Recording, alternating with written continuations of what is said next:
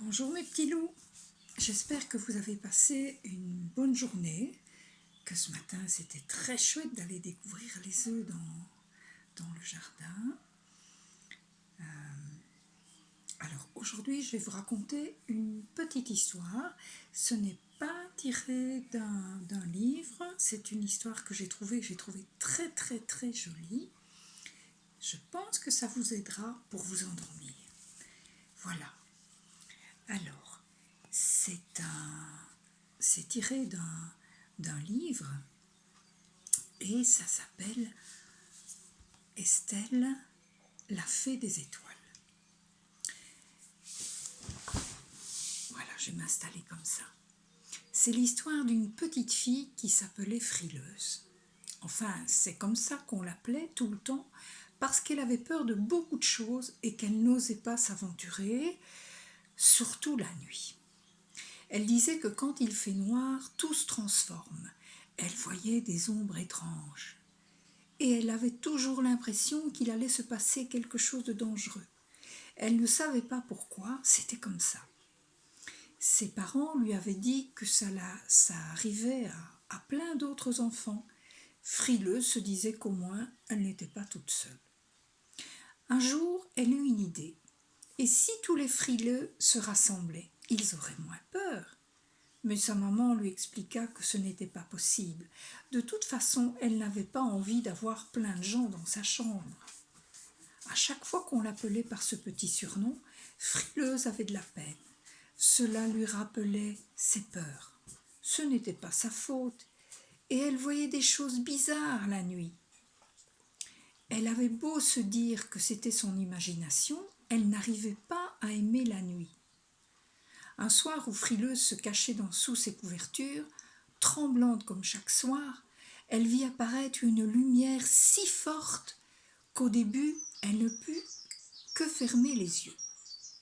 Quand elle les ouvrit à nouveau, elle découvrit près de son lit une drôle de fée. Sa robe était bleu foncé avec plein d'étoiles, et son chapeau tout pointu était surmonté d'une superbe étoile brillante. Frileuse en était sûre, c'était la fée des étoiles.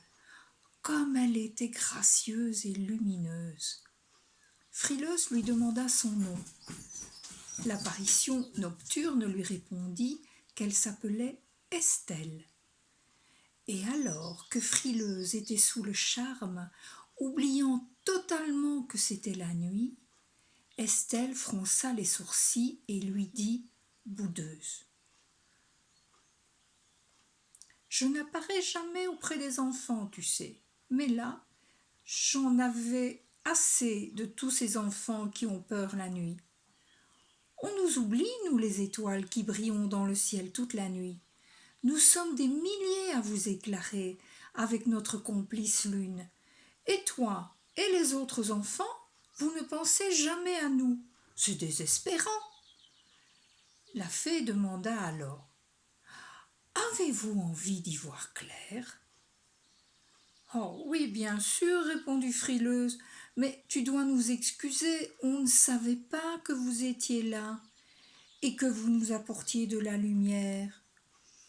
Il faut dire que quand les volets sont fermés, on ne te voit pas, chère Estelle, ni toi, ni tes amis célestes. C'est pour cela que je me suis déplacée de si loin, ma chérie. Je vais t'apprendre un secret qui va te permettre de nous voir toutes les nuits pour que nous puissions te protéger. Frileuse était très attentive. Elle attendait ce fameux secret avec recueillement. Ferme les yeux, ma petite, et souviens-toi de ma lumière. Ma lumière t'enveloppe. Tu deviens toute brillante à ton tour. Puis, tout bas, elle chuchota. Les étoiles veillent sur toi. Dors bien, et tu te réveilleras demain matin en pleine forme. Et Frileuse s'endormit tout apaisée, comme si une baguette magique avait fait son effet. Le lendemain matin, elle était dans une forme éblouissante, ravie d'avoir si bien dormi. Elle se rappela Estelle en se disant qu'elle avait dû rêver. L'effet étoile n'existe pas. Mais là, elle aperçut un morceau de tissu accroché à son lit. Un tissu de soie couvert d'étoiles. Elle n'a jamais su si Estelle avait laissé ce tissu comme un clin d'œil pour elle, ou bien si c'était un hasard. En tout cas, ce qui est sûr, c'est que personne ne l'appelle plus frileuse maintenant, car toutes les nuits, quand elle ferme les yeux, elle voit, derrière ses yeux clos, une belle lumière qui illumine toute sa chambre, et elle rêve à Estelle toute la nuit. Voilà, c'était un petit conte pour vous aider à vous endormir. Je vous embrasse très très fort, mes petits loulous, et à bientôt. J'espère que ça ne va plus durer si longtemps que ça, le fait que nous soyons séparés. Je pense très très fort à vous et je vous embrasse très très fort. Bonne nuit mes petits loulous, à bientôt.